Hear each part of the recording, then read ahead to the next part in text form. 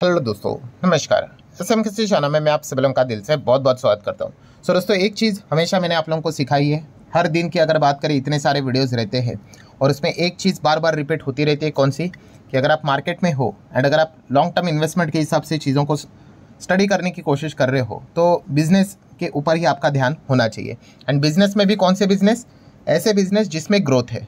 ठीक है, अगर बिजनेस में अगर ग्रोथ ही नहीं है तो फिर शेयर में भी ग्रोथ कहाँ से आएगी? एंड ग्रोथ वाले सेक्टर तो आपको पता ही है, जिसको हम लोग बार बार यहाँ पे कहते हैं फ्यूचर ओरिएंटेड जो सेक्टर रहते हैं। आप उनको बार बार स्टडी करोगे तो आपको एक अंदाज़ा आ जाता है कि कौन सी कंपनियाँ अच्छा परफॉर्मेंस दिखा सकती है। एंड फ्यूचर ओरिएंटेड सेक्टर में भी आपको 10-15 सेक्टर मैंने आपको बता के रखे हुए थे। ठीक है, उसमें से भी ये बताया था कि सबसे बढ़िया अगर कोई सेक्टर होगा दोस्तों तो वह है रिन्यूएबल एनर्जी सेक्टर। यस, इस सेक्टर को आपको बताइए सरकार भी प्रमोट करता है, सरकार भी मदद प्रोवाइड करने की कोशिश करता है, डायरेक्टली इनडायरेक्टली, पीएलएस स्कीम के थ्रू, सब्सिडीज के थ्रू। एंड फिलहाल अगर हम लोग यहाँ पे बात करें दोस्तों तो आप यहाँ पे देख सकते हो उसी चीज़ के चलते इंडिया का रिन्यूएबल एनर्जी सेक्टर की अगर हम लोग यहाँ पे बात करें इतनी ज़बरदस्त तरीके से ग्रो हो रहा है। ठीक है, अल्टीमेटली क्या है रिन्यूएबल एनर्जी? मतलब क्या? जो एनर्जी क्रिएट यहाँ पे की जा रही है, ठीक है, वो यहाँ पे किससे? कोल से क्रिएट नहीं की जा रही है। आप कह सकते हैं सूरज के रोशनी से की जा सकती है, हवा से की जाती है, जिसको हम लोग विंड एनर्जी बोलते हैं। सो वो जो एनर्जी क्रिएट यहाँ पे हो रही है दोस्तों, वो पिछले 10 साल में, डिकेड में ट्रिपल होते हुए देखने को यहाँ पे मिल चुकी है, 232 गीगावाट।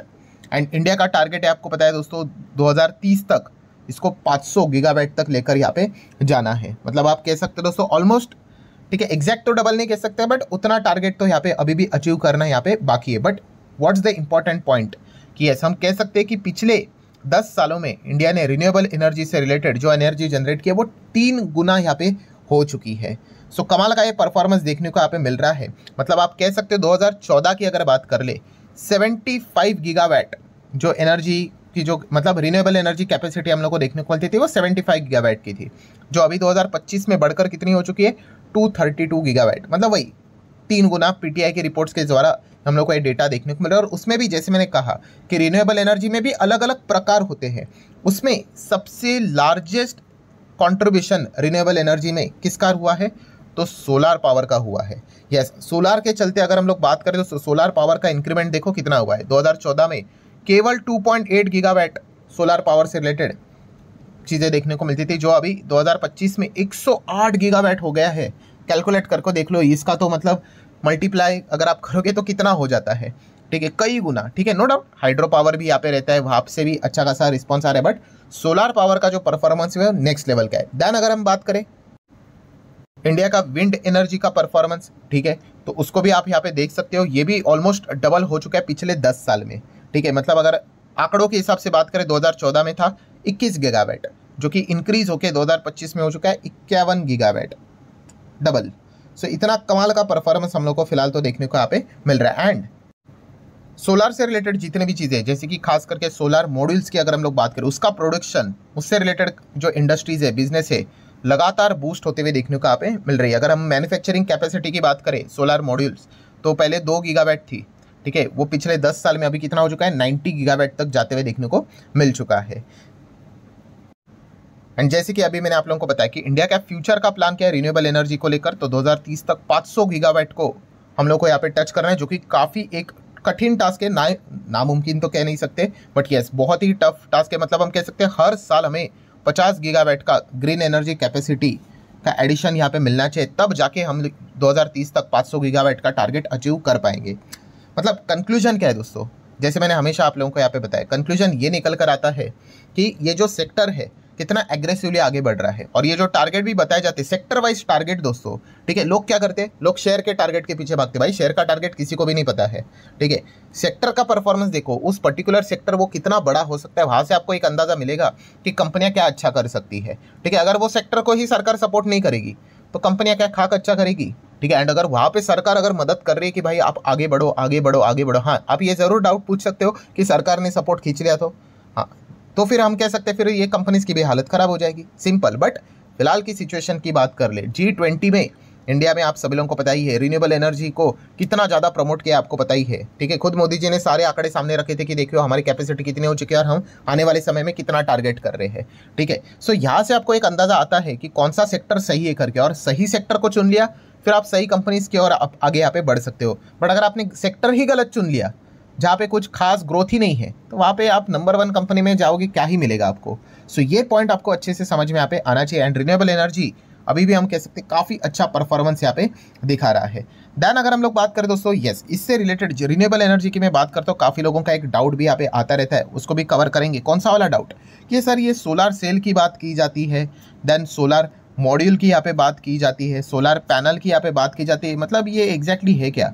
इन तीनों की अगर हम लोग बात करें, काफ़ी लोगों को डिफरेंस समझ में नहीं आता है दोस्तों। तो बहुत ही सिंपल सी चीज़ें, सोलार सेल की बात कर ले, मॉड्यूल की बात कर ले, पैनल की बात कर ले, ये एक डायग्राम काफ़ी आपको समझाने के लिए, ठीक है। एक डायग्राम आप यहाँ पे देख सकते हो, ठीक है। इसके ऊपर अभी मैं आ जाता हूँ, पर उससे पहले let's learn stock market and finance इस चैनल पे विजिट करना आपको बताइए। आज के दिन एक नया लेक्चर अपलोड हो चुका है। अगर आपने अभी तक इस चैनल को सब्सक्राइब नहीं किया है तो कर लेना। वैसे उस वीडियो का लिंक मैंने ऊपर आई बटन पे दिया है, जरूर इसको स्टडी कर लेना दोस्तों। मेरा बार बार रिक्वेस्ट रहता है, ये चीज़ें आपको स्कूल कॉलेज में नहीं सिखाई जाती है, ठीक है। अगर ये चीज़ें आप सीख गए तो जाके आप कह सकते हो, मतलब बोलते हैं ना, आपको जो रिच बनना है, ठीक है, तो आप उस जर्नी में आगे यहाँ पे बढ़ सकते हो, ठीक है। हाँ, जिन्होंने फाइनेंस का बैकग्राउंड लेकर रखा हुआ है पढ़ाई में, अच्छा डिसेंट फाइनेंस वाला, तो उनको ये चीज़ें धीमे धीमे पहले से यहाँ पे थोड़ी बहुत पता होती है। बट जिनका फाइनेंस का बैकग्राउंड नहीं है और उनको ये चीज़ें अगर पता नहीं है, तो फिर वो उस दिशा में कभी जा ही नहीं सकते, ठीक है। एंड अगर गलती से अगर बहुत बड़ा अगर अमाउंट आ भी गया तो फिर भी वो जीरो हो जाएगा। वो भी सारी चीज़ें मैंने उस वीडियो में प्रूफ के साथ बताया, तो इस वीडियो को जरूर देखना, काफ़ी इंपॉर्टेंट वीडियो है।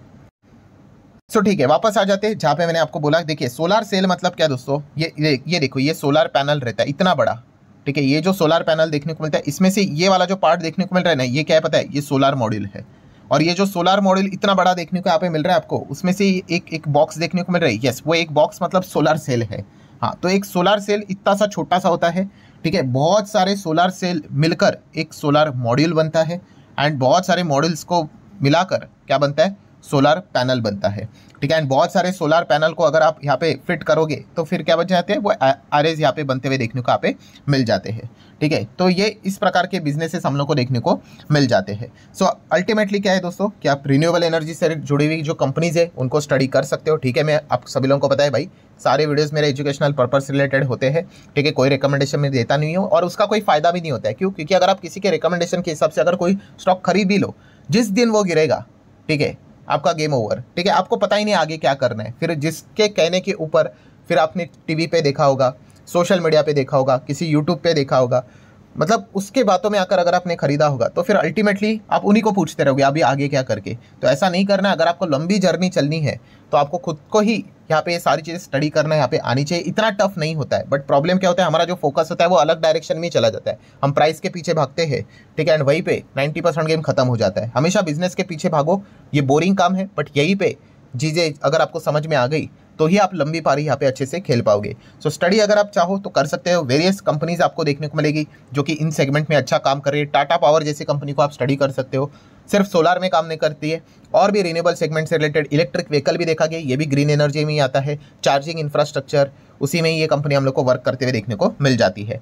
देन अदानी ग्रीन की अगर हम लोग बात कर ले, ये भी कंपनी आपको पता है, अदानी ग्रीन तो भाई ऐसा पूरा स्पेस से दिखता है इनका, ये जो सोलार से रिलेटेड इतना इन्होंने काम करके रखा हुआ है, ठीक है। हाँ, बट अदानी ग्रुप में एक चीज़ है, कौन सा? हाँ, ये पॉलिटिकली भाई काफ़ी इसको टारगेट किया जाता है। तो ये पॉइंट आपको पता होने चाहिए कि कभी भी बिजनेस के अलावा नॉन कंट्रोलेबल इवेंट्स भी यहाँ पे बहुत ज़्यादा देखने को मिल जाते हैं। कभी अमेरिका से खबर आएगी, कभी यहाँ पे अपोजिशन से आरोप लगाएंगे, एंड इसका इम्पैक्ट भी बहुत बार हम लोगों ने देखा है कि इन कंपनीज के प्राइस के ऊपर हम लोग को देखने को मिल जाता है। तो ये पॉइंट आपको पता होना चाहिए। Then JSW energy, JSW group, बड़े बड़े ग्रुप के इसमें नाम में ये ग्रुप पीछे यहाँ पे रह जाता है। तो ये भी कंपनी आप सभी लोगों को पता है रिन्यूएबल एनर्जी सेगमेंट में काफ़ी अच्छा काम करता है। स्टर्लिंग विल्सन, ये रिलायंस इंडस्ट्री की कंपनी है, रिलायंस की कंपनी आप ऐसा यहाँ पे कह सकते हो। तो आप चाहो तो इसको भी स्टडी यहाँ पे कर सकते हो। देन KPI ग्रीन एनर्जी की अगर बात कर ले, ठीक है, इस कंपनी को तो हम लोगों ने बहुत ही छोटा, मतलब इसका मार्केट कैप तभी 500 करोड़ भी नहीं था, तभी हम लोगों ने इसको स्टडी किया था। आज भी मुझे उस वीडियो का टाइटल याद है कि अननेसेसरली पेनी स्टॉक्स के पीछे भागने से अच्छा आप micro cap, nano cap companies को स्टडी कीजिए जो फ्यूचर ओरिएंटेड सेगमेंट में एटलीस्ट ट्राई तो कर रही है, ठीक है। सो तभी हम लोगों ने देखा था KPI ग्रीन एनर्जी को। आज आप देख सकते हो कितने मल्टीपल बोनस स्प्लिट्स यहाँ पे हो चुके हैं। देन अगर बात करेंगे सुजलॉन एनर्जी, सुजलॉन अगर देखा गया कई सालों तक चल ही नहीं रहा था, बट अभी रिन्यूएबल एनर्जी सेगमेंट को लेकर एक नया जो सरकार के ओर से एक पॉजिटिव सपोर्ट मिल रहा है। ठीक है, एक पॉजिटिव सपोर्ट कौन सा, लेटेस्ट, कि रिन्यूएबल एनर्जी से रिलेटेड अगर आप कोई भी काम कर रहे हो, एनर्जी बना रहे हो, जो एनर्जी बनाने वाली कंपनी से उनको बोला गया है कि भाई इक्विपमेंट्स स्वदेशी कंपनीज के ही होने चाहिए। ठीक है, विदेशी कंपनीज के नहीं चलेंगे। सो इस प्रकार की जो कंपनियां है, मतलब विंड एनर्जी में कोई काम कर, एनर्जी कोई बनाना चाहता है, ठीक है, तो इससे रिलेटेड इक्विपमेंट स्विट्जरलैंड जैसी कंपनियां बनाती है, तो इनको डायरेक्टली इनडायरेक्टली बेनिफिट होता है। वारे जैसी कंपनी है, बट वारे जैसी कंपनीज को स्टडी करते वक्त थोड़ा सा संभाल लेना, क्योंकि इनका मैक्सिमम बिजनेस अमेरिका से आते हुए देखने को मिल जाता है। इसीलिए ट्रंप क्या बोलते हैं, इसका फर्क इन कंपनीज के ऊपर बहुत हायर लेवल पे हम लोग को देखने को मिल जाता है। आइनॉक्स ग्रुप को आप स्टडी कर सकते हो, आइनॉक्स विंड है, आइनॉक्स ग्रीन जैसी कंपनी देखने को मिल जाती है, बोरोसिल रिन्यूएबल जैसी कंपनीज आपको स्टडी करने के लिए मिल जाएंगी। सरकारी कंपनी एनटीपीसी ग्रीन जो हाल ही में लिस्ट हुआ था, आप सभी लोगों को पता ही है, आप उसको चाहो तो स्टडी कर सकते हो। ग्रीन एनर्जी की बात करें तो इसमें ग्रीन फाइनेंस भी आ जाता है, मतलब इतना बड़ा बिजनेस करने के लिए लोन भी देना पड़ता है, तो इसमें पीएफसी जैसी कंपनीज है, आरईसी जैसी कंपनीज है। बट पीएफसी आरईसी अगर देखा गया तो और भी पावर सेगमेंट को यहाँ पे सपोर्ट करती है, बट इसमें एक्सक्लूसिवली रिन्यूएबल सेगमेंट को अगर कोई सपोर्ट करती है तो वह है इरेडा। ठीक है, तो इन कंपनीज को आप चाहो तो स्टडी यहाँ पे कर सकते हो। सो आशा करता हूं दोस्तों ये वीडियो हेल्पफुल लगा होगा, चाहो तो लाइक एंड शेयर कर सकते हो। एंड जो ये वीडियो इस चैनल के ऊपर आया है इसको जरूर देख लेना, जरूर स्टडी कर लेना दोस्तों, काफी इंपॉर्टेंट वीडियो है। स्क्रीन के ऊपर भी आप लोगों को अभी शायद से देखने को यहाँ पे मिल रहा होगा, यहाँ पे आप देख सकते हो, इसके ऊपर क्लिक करोगे तो आप डायरेक्टली उस वीडियो के ऊपर जंप कर सकते हो। तो चलिए दोस्तों, मिलते हैं अगले वीडियो में, तब तक के लिए तो बाय बाय।